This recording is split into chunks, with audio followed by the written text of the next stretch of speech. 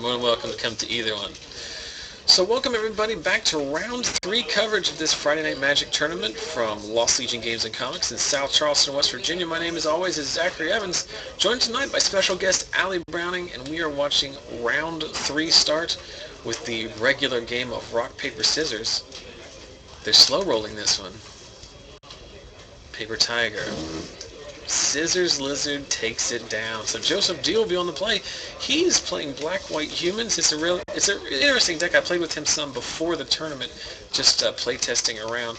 It's basically the Aristocrats with no red and more humans. It's more like the original Aristocrats deck, just without the red splash. And he's playing against Brandon Hart, who's playing a very interesting red, white, black control deck. It's basically got Lingering Souls, Rakdos Return, red removal, but it's got a top end of Aurelia. So on the play, we see a turn 2 Knight of Infamy from Joseph. It's going to go ahead and pound in here for at least 3. Striking First Blood here, knocking Brandon down to 17. And then just passing back.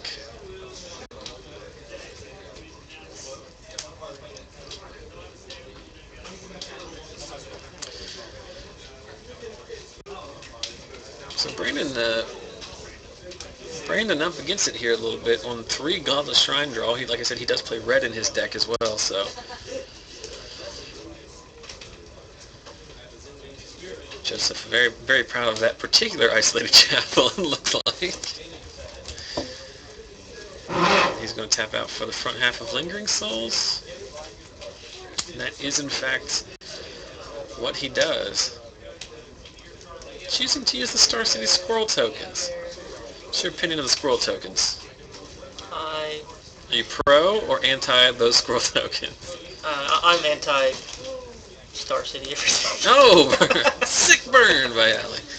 So, Hardcast Bonfire for 1, going to clear out Joseph's board, but he does have the back half of Lingering Souls in the graveyard to get some pressure back.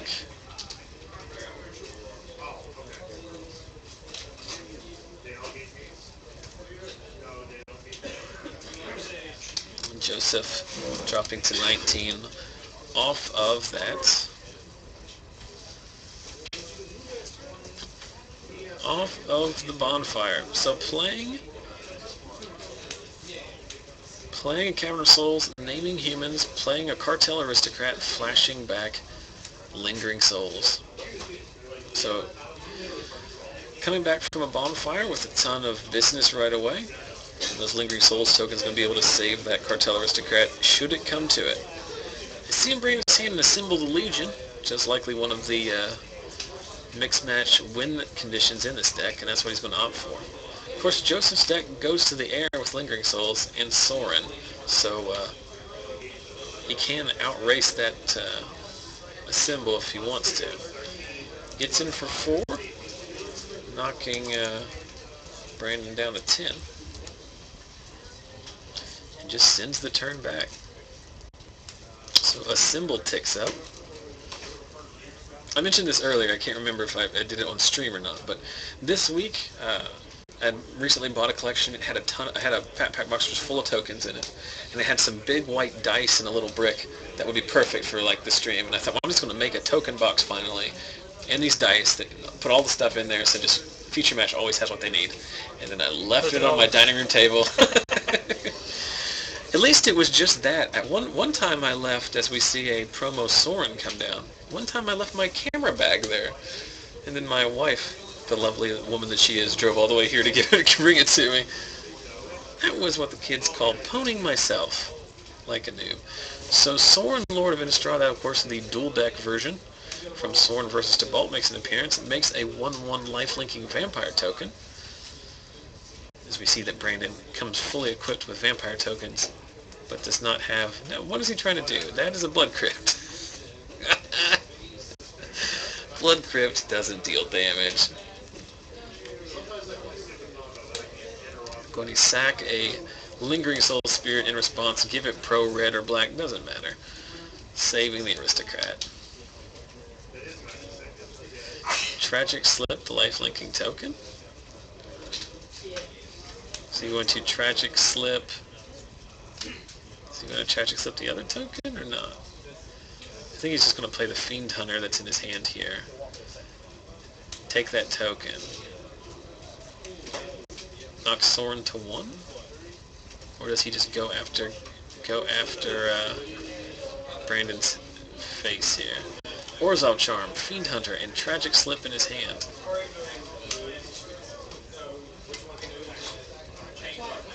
So we're going to see a Fiend Hunter here, taking out the token permanently, pumping up the champion. Attacks Soren for 3.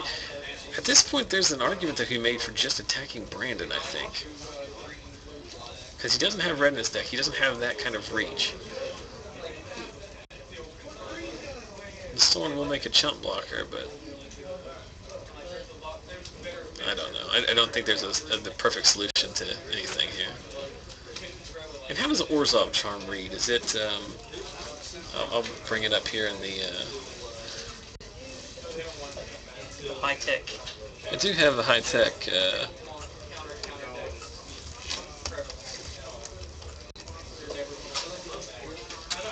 Return target creature you can return target creature card with converted mana cost 1 or less back to the battlefield. I always feel like it says power, because if it was power, it would be such an infinitely better card. You get back Skur's Dag High Priest, you get back Fiend Hunter, you get back Champion. But in the deck he's playing, I think it only gets back Champion and Doom Traveler. So +1 to Soren. 2 soldier tokens from Assemble the Legion.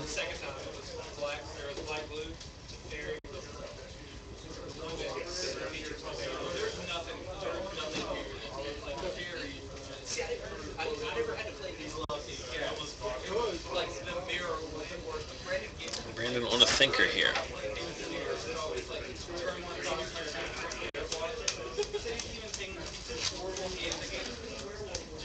Brandon on a thinker.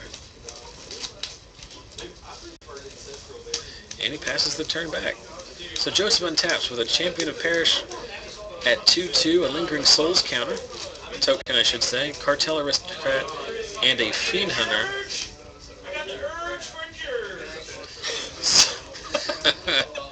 I really hope that came across on the mic. So Joseph draws an Isolated Chapel. Somebody needs a judge out there. So Joseph in a little bit of a scenario here where the Assemble the Legion is going to continually pump out chump blockers if nothing else. But he does have the opportunity here to, with Tuna's Lingering Souls token and his other creatures, he can continually play a creature, sack it to give his Cartel Aristocrat. Well, that won't work because Brandon has... He's going to need a Tragic Slip the Vampire token, sacrifice his Fiend Hunter to give his Cartel Aristocrat pro, let's say, white, so he can swing in for 3 damage this turn. Then you can do the same thing next turn. And you can actually do the same thing the turn after that because of Orzhov Charm.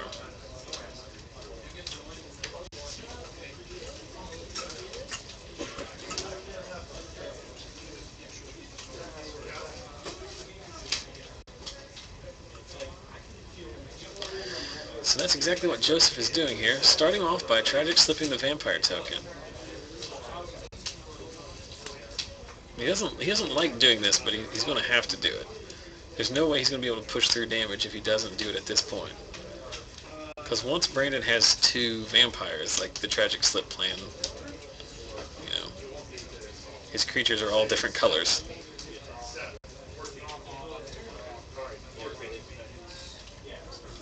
He can kill Soren like this if he wants to.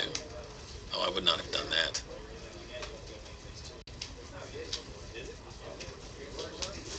He can kill Soren here.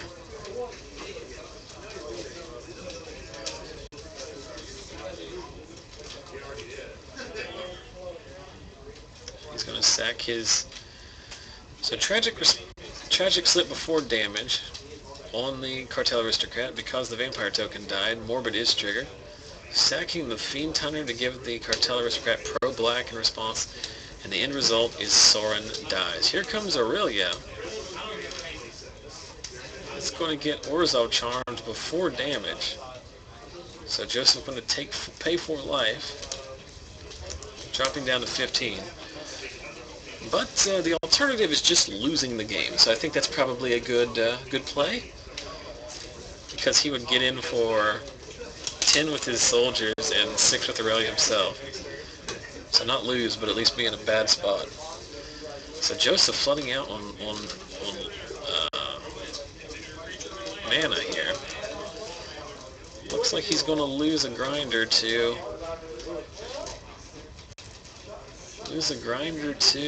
the Cartel Aristocrats. So you attack in here with both your champion and your aristocrat. See how Brandon blocks, maybe he makes a mistake. Brandon does have 5 Assemble the Legion soldier tokens.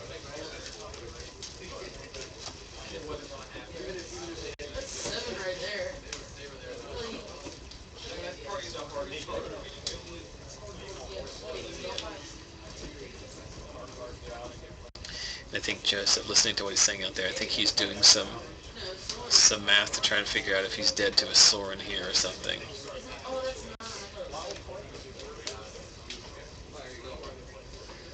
So he decides not to attack because he's convinced he'll lose to a Sorin, which I think he would. There is now 9 soldier tokens in play. Brandon draws a land. And I think at this spot, Brandon just doesn't attack, and then eventually he's going to have enough. He's overwhelmed. Yeah, he's going to have enough that he can alpha strike.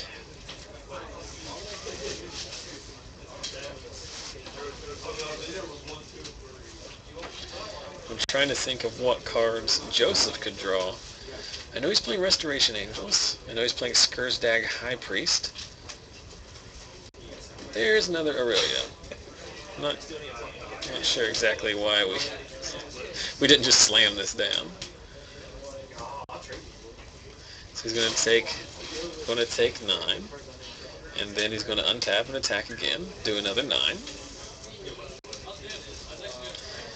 And that's the end of the game. Surprise move by Aurelia, being really strong when your opponent has no flying creatures. So Brandon moves up again with his control deck. It's a very interesting kind of build. I mean, it's basically got the removal of Jund, but eschews the white cards, or eschews the green cards like Thragtusk and Huntmaster of the Fells for white cards like Lingering Souls and Sorin. Very interesting take on this archetype.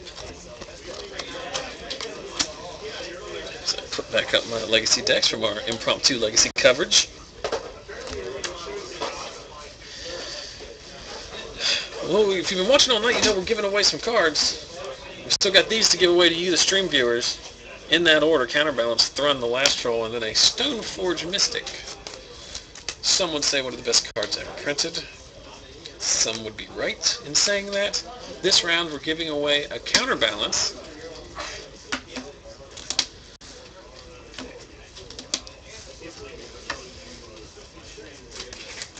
I just need to figure out how to give it out.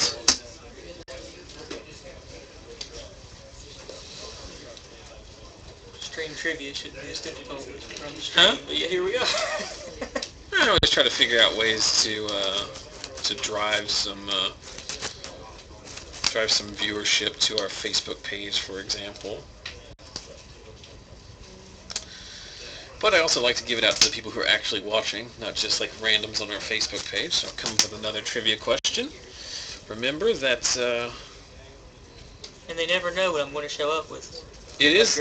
Last time, we knew well in advance. This time, surprise alley drop-in with awesome cards to give away. Both, I should say, both, not just to stream people, but also to people here at the store. We still got some standard dual lands to give away here to lucky folks out in the tournament tonight. So this is how this works. I'm going to ask a stream-related trivia question, and then one of you is going to win this based on who is the first person to put the answer in the chat. Here's the problem I have with doing the trivia is that, especially now that it doesn't even matter how many people are watching, there's always going to be like 5 or 6 people who normally play here that are much more familiar with the stream because of proximity than anyone else. So every time I think of a good trivia question, it's something that one of those people is going to know just by default. And I feel like that's kind of unfair to those specific people. So I'm trying to think of other questions that would...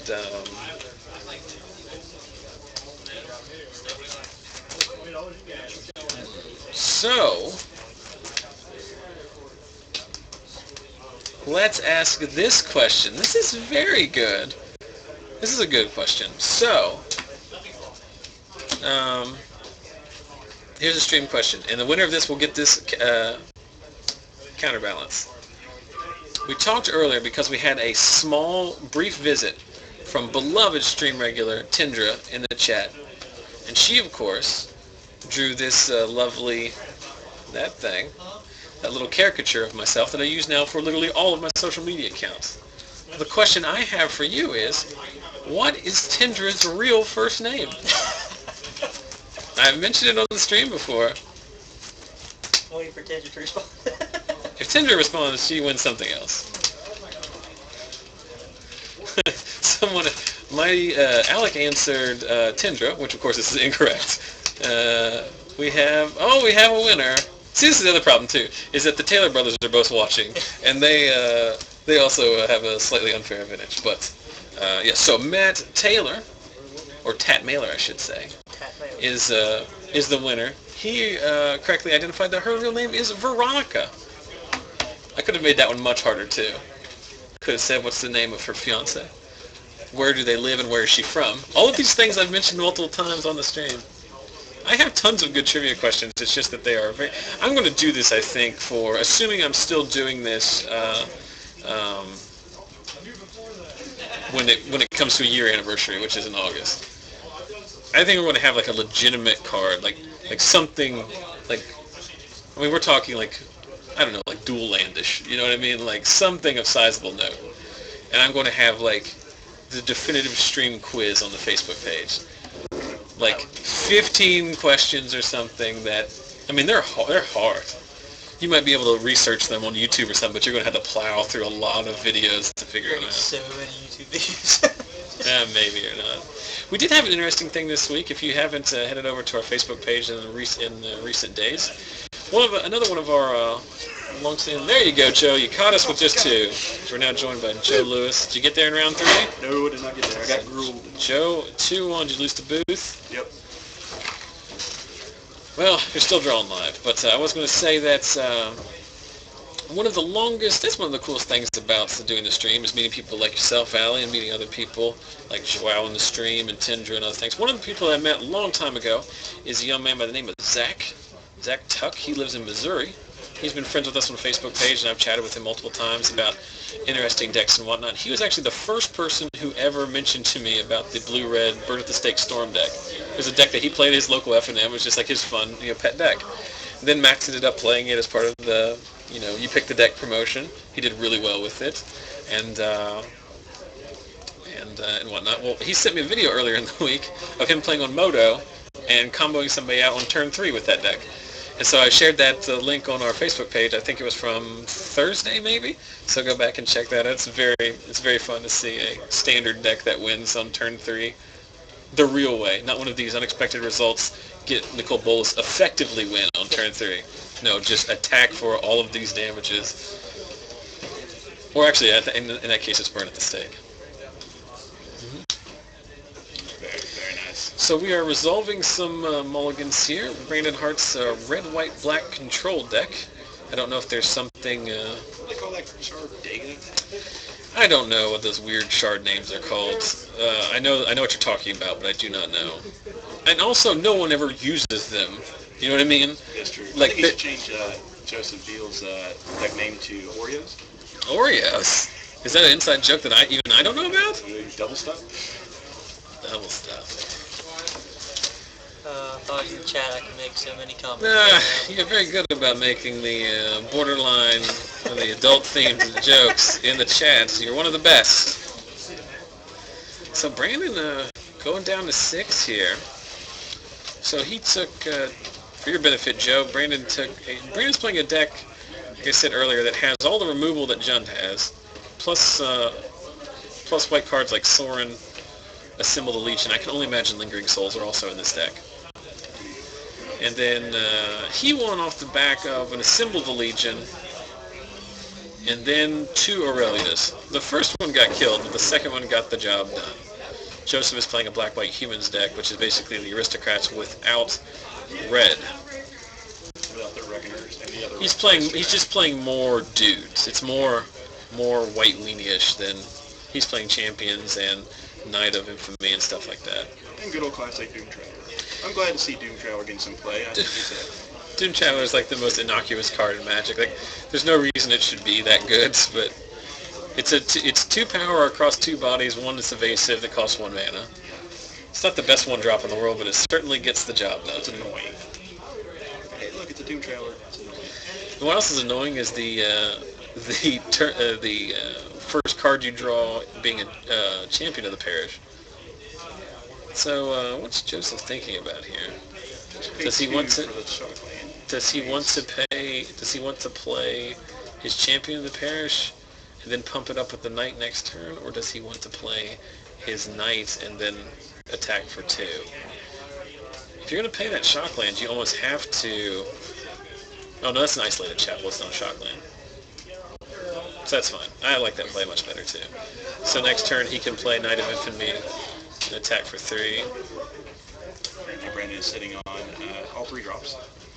Not going to play with the hands face down. This is Knight of Glory? This is Knight of Glory. Joseph is playing all the knights. Of Infamy and Glory. Yeah. Awesome. They get blown out by Bonfire, but other than that, there's a Boros Reckoner, which is going to be tough for Joseph Do you know to... what removal deals right? Orzhov Charms and Tragic Slips, all of which deal very well with Boros Reckoner. The problem being he has none of those in his hand right now. He has another champion, though. Brandon indicating that he's more than willing to block. Exalted. Swinging in, 3? That is going to be a 4/4.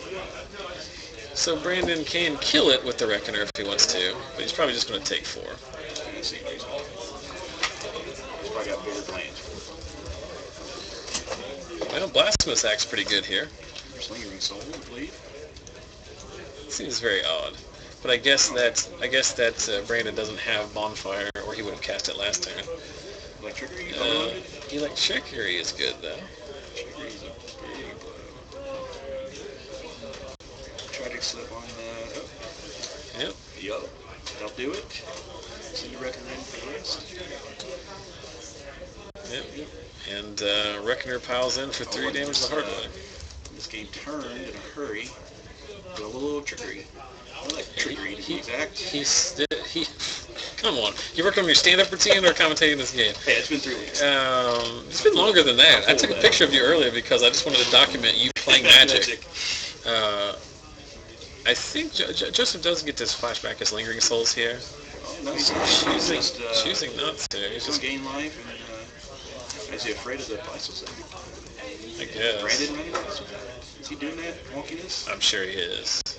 Oh, he's like, I'll vault you back. You vault, I vault. You all vault.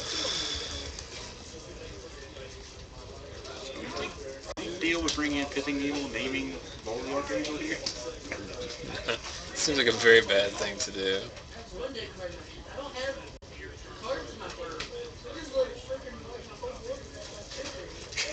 I don't know if the stream heard that, but we heard it clear as day. To be perfectly fair, like Brandon was very fortunate there that he had not just the Electricity. And first of all, this is a perfect matchup for him, but then like he had the Tragic Slip to also deal with the one threat that was big enough to block the Reckoner. Yeah. So he's going to flash back and start getting in here for some damage. I mean, the game is not over, but Joseph does have a Plains in his hand. and every card in Brandon's deck is going to be much stronger in terms of raw power. Did he leave Vault mana up? I can't tell. Who, Joseph? Yeah. No. Okay. He doesn't have Vault mana. Like, he doesn't have enough to flash back and leave it up. Attack in for 3. Oh, no Vault. No activation. Oh, Another Reckoner. Reckoners.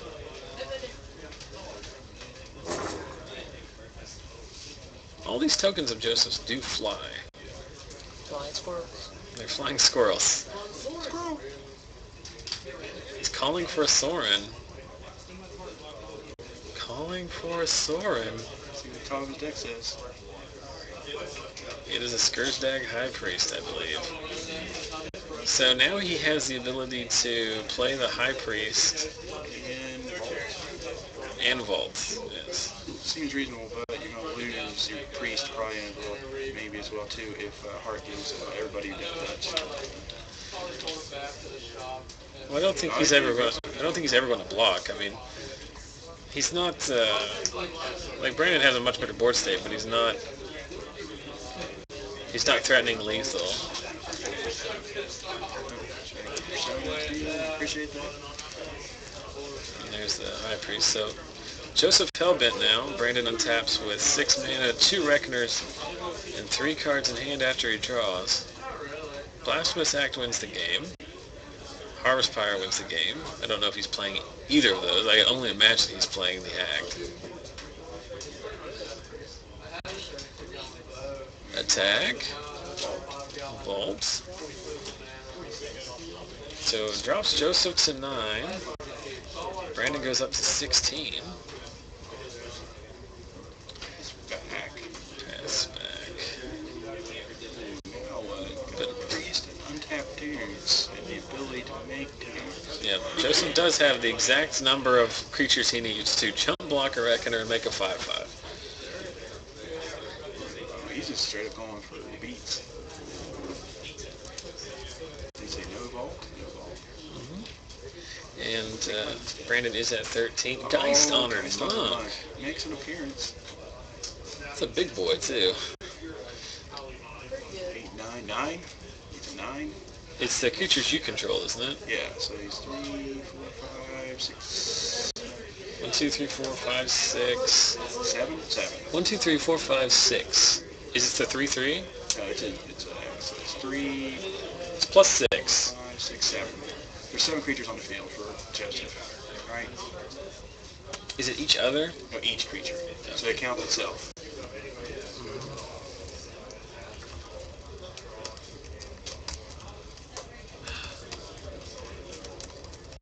Come on, the stupid O key. It's killing me. Yep, it's each creature, not just each other creature. So, Brandon pounding in here. Technology has advanced. Amazing. Joseph trying to decide how he wants to line up these blocks. So, the way this works is that because of as long as he doesn't block as long as he only blocks 1 Reckoner with the Geist Hunter Monk, he can't kill just the Monk with damage. He's going to have to activate his Bolt. But it's going to do 9 damage to something. So you probably just take the damage here, don't you? Deals it. Is it Life totals my totals are correct, but the life tracker on the table is wrong. Well, here's interesting. He can't block the Reckoner because the Reckoner just shoots and kills him with 9. Yeah. You mean the Monk? Monk, Yeah. So I would just take 3. Take 3. The Geist Hunter Monk probably dies here anyway because it gives him Death Touch. When he goes to deal the damage with the block, he can just ping the Monk. See if he does it.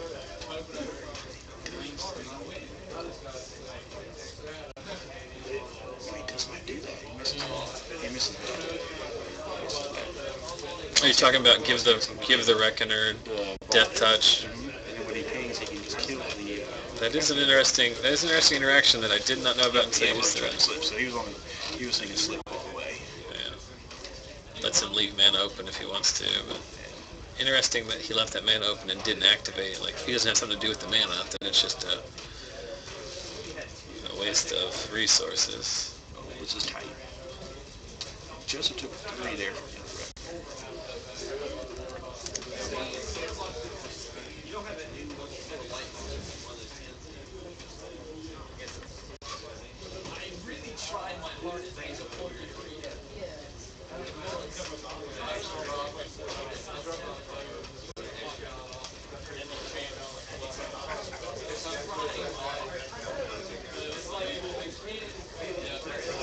I don't know what they're talking about out there. Brandon said, I was trying my hardest to something. I don't know if he was trying to bait him into blocking with the Geist Hunter Monk or something. Joseph's drawn a land here. That's all you can do in this spot is hold back everything, block 1, make a 5/5, activate your Vault, make Brandon tap some mana. But he's at 6. I think that's what he's going to do. Yeah, it literally has no other play. Nothing else he can do. No. He can't swing, gain life, and win this race. I'm going to serve in. What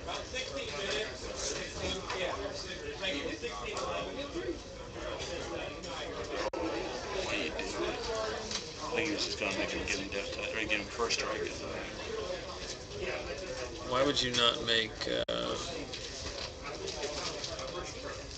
Ooh, we should have made a token there. Yeah, why wouldn't you make a token? Why wouldn't you just block 1, take the 3, make the token? He's like, I got Soren days. I got Soren, which if he had had a 5/5 would have been 6/6, and then he could have attacked with. He wouldn't have. Would he have won with that? 1, 2, 3, 4, 5, 6, and they said no, it would have been 12 damage. So he wouldn't have won if he had done the other block we were suggesting. You make a vampire, but and we're getting to the point too where Joseph is going to have.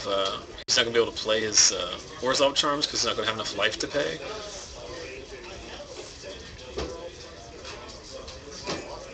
He doesn't even have an extra dude. See, now is the point. He doesn't have any extra dude even to activate for a demon.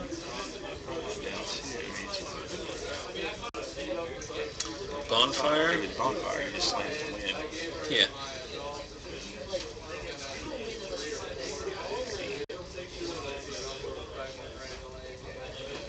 Why are we first striking them? Because he can't vault. He's going to trade out with the High Priest, activate Vault, go back up to 25. This one has been over for a very long time.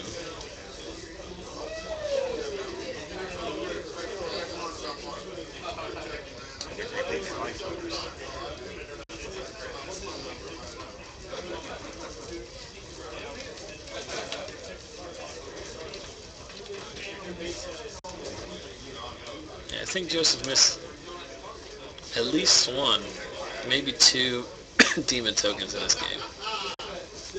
Silverblade Paladin, make a vampire, bond. Chump rockets right now. Because he has vault, doesn't he? Yep. So he kills Reckoners no matter what with a vampire token activates because of the first strike.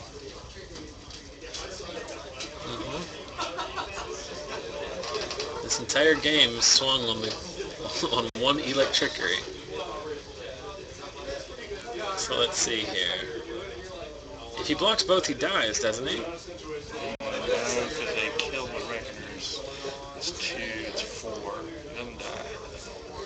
Well, if he activates, if he gives them, he has to give them first strike with his Vault.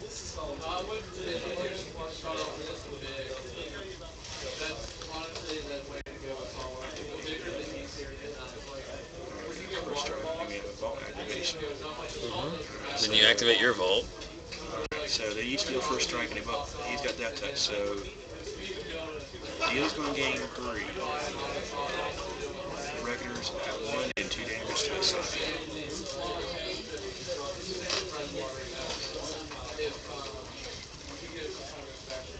think that's what we're talking about right now. Yep. So Joseph's going to take 3 off of pinging. Gains 3 though. Takes 3 cents and push. How did the reckoners in. Brandon doesn't look like he's got anything in hand. how did this happen? How did Joseph go from like missing a demon and throwing all of his guys under the Boros Reckoner bus to like now being ahead on board at 10 life? And making a dude soar with an active soar. With an active soar and an active ball. Ginger voodoo. He's going to need Ginger Voodoo. He's going to need Brandon to do exactly that. Draw lands off the top. Yeah. Comes a bonfire. No, this is a blasphemous act.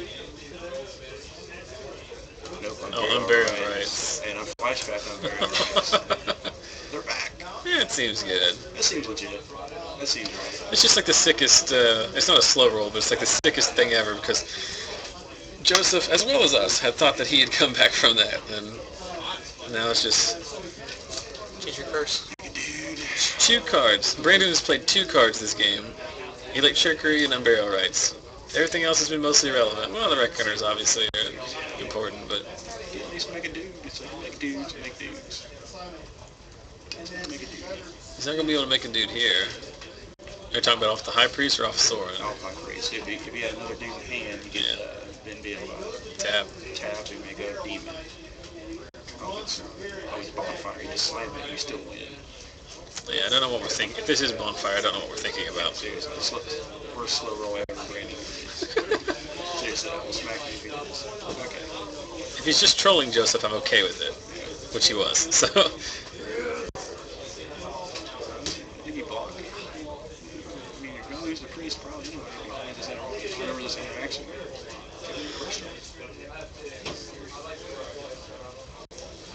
Well, he has to give him first strike, otherwise they're going to die to death touch, so... He's at 37. And Joseph Deal is still living, trying to live the dream. He needs to kill horse reckoners. There's nobody's business. The reckoners are wrecking him. Is that Wars off Charleston? What is that? Nope, It's a Knight of Glory.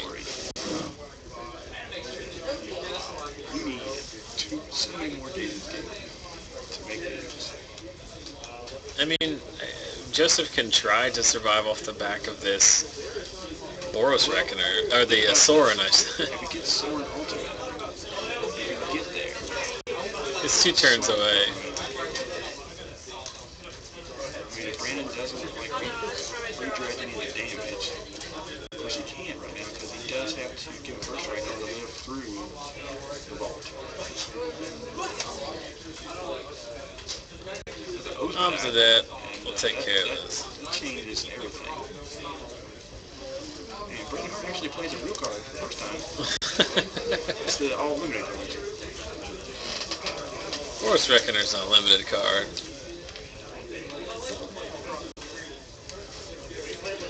So the same attacks come in.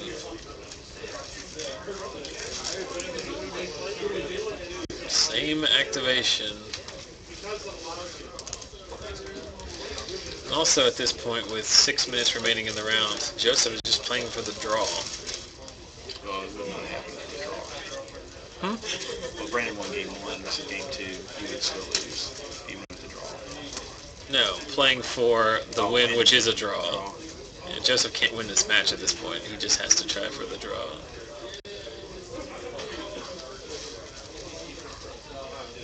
But after this, obviously that's going to come in, attack Soren, and then the game is over.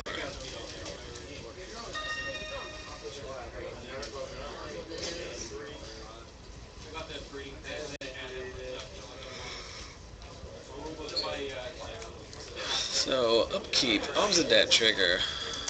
Brandon up to an irrelevant 47 life, Joseph down to 6. Trickery For the win. for the win. Joseph saying he's going to make him play it out.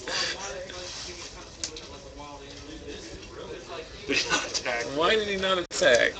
It's like there's some strategic thing I'm missing, or is it just like trying to rub it in? Like, there's no reason he didn't attack last turn, right? Joseph's not playing.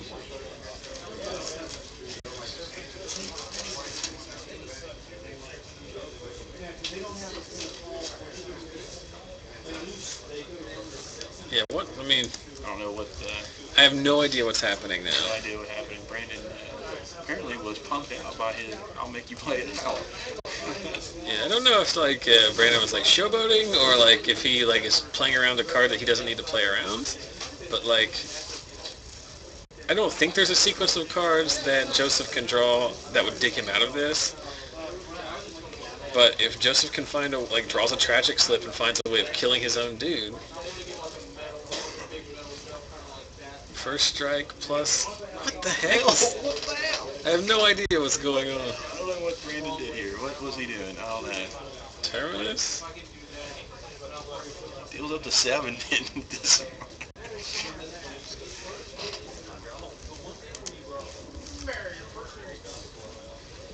Oh, he had non-burial rights. I mean, Brandon's gonna get there, but like this is just the most awkward way of doing it. Silverblade Paladin. What are you gonna do now? Tag into the death ledger. I mean, Brandon doesn't have to attack ever again. He's not going to. I'm not quite sure what really happened. I'll be honest with you. I don't know if Brandon knows what's going on here. This game broke down. You're not going to win. This is not going to win the most style points this evening. As graciously, Joseph Dio extends the hand. Good grief. That was the worst. The highlight of the week is where he goes like trickery. I'm not going to quit. And then he just passes turn and not kills him. I have no idea. I've seen a lot of things on this stream. A lot of plays that were suboptimal. I've had to explain them to a lot of people before. But Brandon Hart has played a lot of Magic in his life, very successfully, and I have no idea what was going on there. Joe, you coming to pre-release tomorrow? I absolutely come to pre-release tomorrow, and going to try and squeeze in for Sunday as well too. Nice. So at the worst, I'll be down here commentating if I don't make it for pre-release. Okay. Sunday, so I'll help you out if you need it. At this rate, I know you already talked to me about that during the week, but at this rate, I think we'll have more people commentating that than there will be playing. I don't know. It'd be interesting to see who comes in.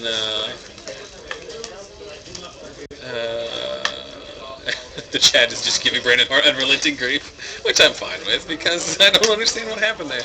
But yeah, I think this pre-release is not going to be nearly as popular as in years past, or just sets past, I should say. It's just there's no card that have been released. So you're talking about it earlier, Allie. There's no cards that anybody's excited about. Yeah, I don't. There's not a single card which there's no Snapcaster Mage. There's no Deathrite Shaman.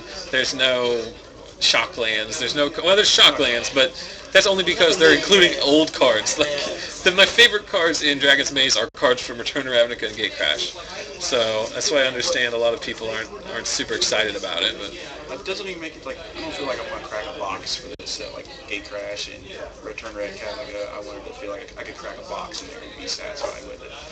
But this one, I just don't feel like it would be worth cracking a box. Actually, the card I'm looking towards is unplayable. yeah, Allie is most excited about Goblin Test Pilot purely because it's hilarious, not because it's in any way good. I just want to see somebody play that and then like flip the coin and it kills itself. That's going to happen all the time. It is. I want to get, like Prozac was talking the other night, just generate infinite creatures and just tap your guy and try to figure out how to randomly hit something. I guess Kyle in the chat is mentioning. I guess there's one card that's like pretty good. It's the Blood Scrivener, which he's calling Zombie Bob, which is basically if you let's see if I have it on my files, but if you would draw a card and you have no cards in your hand, you draw 2 cards and lose 1 life. Sort of like traditional Phyrexian Arena. I don't have it on here, and I don't feel like trying to drag it down. But yeah, there's like Ral Zarek, which is really good, and then everything else is garbage. It's not. When I say garbage, obviously it's hyperbole, and I know it's my biggest pet peeve, and I use it all the time too. But it's I don't know. There's cards I like the what's the 3-1 ace to 2. The racked Spike Jester. Yeah. I mean, I kind of like that, but like, It's if an I open uncommon. it and see that, I'm like, It's also an uncommon that you can just pick up off the game store floor at the end of the draft or at the end of the sealed event, because no one cares about that card necessarily. What's going on in the chat? Anything interesting?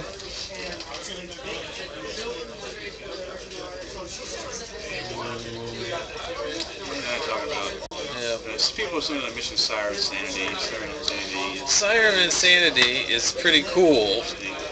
I really like Sire of Insanity as the top end of a Jund deck. It would be good if you had a way to use him and break the symmetry with Unreal Race. Well, you beat the symmetry by making your opponent who's playing Sphinx's Revelation bend their entire hand. That's all you need to do with that guy. Oh, I don't have it on here either? Good grief. I don't have any of the good cards on here. just had like a bunch of You were jacks. scouting out for all the dollar bulk rares, weren't you? No, I had a lot of it on my phone. Here's this card. I don't understand why this card is $3 pre-release. Like, this card is really good. Deadbridge Champ. I think its mana cost is prohibitive in like the junk shell. The reason why it's probably not. Like you might see plays like a 1-up. I guess that was Card's pretty good. That's a very good card. Very Card's solid. pretty good. It's when you look at it, it's like, wow, that's one of those cards that look, like every part of the card is designed. This is my sleeper pick of the set. This card is so much card advantage. Like, reanimator decks already are casting Angel of Serenity hard. Like, you're playing all the Arborels and stuff. Like, some are running Farseek, fixed mana, depending on what it is. Instead of Mulch or Grizzly Salvage. And it gets you a card, I guess, at the beginning. So, this card's good. either way, you're getting a card out of it when it comes back to your turn. And it's something that will not interact. If it was a creature, see no play at all. I should have to make deck more Rest in Peace. Rest in Peace. It's a very good Magic card. What's really good about Rest in Oh man, Peace? I never get to talk to America. Alright, bye. Okay. Aaron Daly is trying to set the record tonight for most cameos. I was going for that for a while. Go big or go home. I don't know what to talk about. I'm running out of here. We're losing viewers like nobody's business. Do you want me to see what time's left in the round? The time's called in the round. Roll the call. We're just waiting for... Well, Diesel is streaming, so that's going to affect us. Yeah. He's on all day playing that Creepy Junk. I like that deck.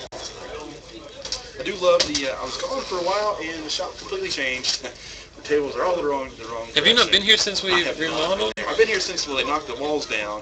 I haven't been here since they changed all the tables. Well, like I was telling people, this is the 4th week we've done a stream after the remodel. This is the 4th arrangement of the store in those 4 weeks. Every week I come in here, it's something different. I don't know how I feel about the current layout.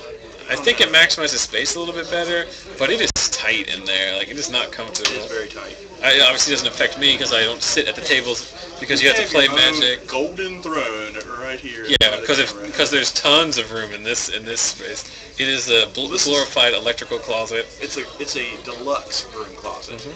It is deluxe. Somehow it's colder than any other spot. I don't understand why it's so cold tonight. It is frigid. Absolutely frigid. Well, we're waiting here. I want to take a second here. I know nobody is watching. Our dedicated 40 or so people's watching. I really don't understand how we went from 150 every week down to 40. The novelty of the beard wore off. No, no one was watching because of the beard to start with. But What's the countdown to beard shaving in 2013? I haven't. It's passed. I've decided to keep it. You decided to keep it? Yeah. Awesome. Duck Dynasty. You've been here forever, Joe. You don't know this I stuff. love Duck Dynasty. I watched my girlfriend turn me on to that, and I was like, oh, it's Duck Dynasty reality show. And I started watching, like, this is hilarious. Duck Dynasty. Well, you've made a common mistake. Duck Dynasty is not a reality show. Duck Dynasty is a sitcom. Exactly. And it is hilarious. It's hilarious. And I fully support Duck Dynasty. It is not. Good, wholesome entertainment. It is not. Yeah, they're likable characters. Yeah, they're not out there doing anything stupid like Jackass or anything. Having a good They're not having, time. like, drama all the time. Hey, if you're watching the stream and you like it, you know what you can do to help us out? You could send me a bag of money. Or Send me a bag of money. don't send Joe a bag of money. Send me a bag of money. I'm going to go ahead and make the assumption that everyone is already doing these. But go to YouTube, Twitter, Facebook, and Twitch. The username for all of those is Zach Sells Magic. Like, follow, subscribe. All of those things help us spread the word. Spread the word. We move into our round. Is this the last round? This is the last round, round 4. It has to be Max. Max. Here's Max. Okay, Max.